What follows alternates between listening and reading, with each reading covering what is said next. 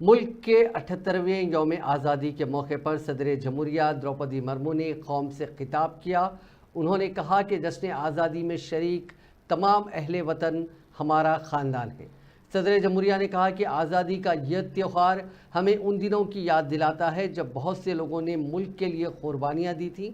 हमारे आज़ादी पसंदों ने हमें एक नया इज़हार दिया। सरदार पटेल, सुभाष चंद्र बोस, भगत सिंह, बाबा साहेब अम्बेडकर जैसे बहुत से लोग थे जिनकी कुर्बानियों को सराहा गया है। मेरे प्यारे देशवासियों, मैं आप सभी को स्वतंत्रता दिवस की हार्दिक शुभकामनाएं देती हूँ। सभी देशवासी 78वें स्वतंत्रता दिवस का उत्सव मनाने की तैयारी कर रहे हैं। ये देखकर मुझे बहुत खुशी हो रही है।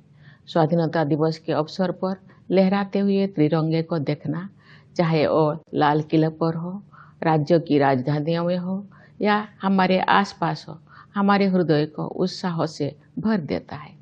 ये उत्सव 140 करोड़ से अधिक देशवासियों के साथ अपने इस महान देश का हिस्सा होने की हमारी खुशी को अभिव्यक्त करता है। जिस तरह हम अपने परिवार के साथ विभिन्न त्यौहार मनाते हैं, उसी तरह हम अपने स्वतंत्रता दिवस और गणतंत्र दिवस को भी अपने उस परिवार के साथ मनाते हैं जिसके सदस्य हमारे सभी देशवासी हैं। 15 अगस्त के दिन देश विदेश में सभी भारतीय ध्वजारोहण समारोह में भाग लेते हैं, देशभक्ति के गीत गाते हैं और मिठाइयाँ बांटते हैं।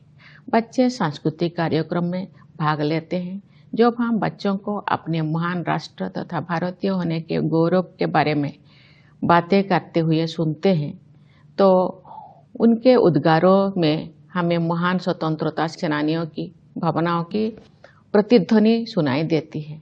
हमें ये अनुभव होता है कि हम उस परंपरा का हिस्सा है जो स्वाधीनता सेनानियों के सपनों और